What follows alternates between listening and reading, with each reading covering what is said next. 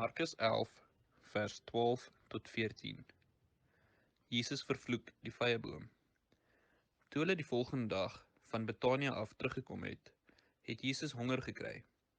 Hy sien toe op 'n afstand 'n vyeboom met blare aan en gaan daarheen om te kyk of hy nie miskien 'n vy daaraan kry nie. Toe hy daar kom, kry hy niks nie, net blare, want dit was nie vye tyd nie.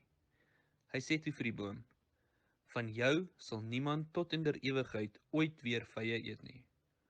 Sy disippels het dit gehoor.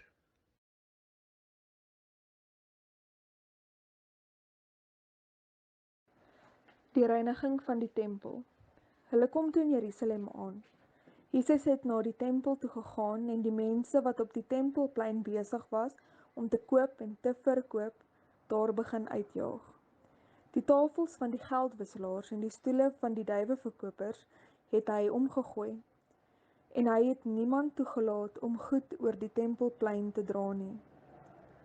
Toe het hy die mense geleer en vir hulle gesê: "Staan daar nie geskrywe, my huis sal 'n huis van gebed vir al die nasies wees nie?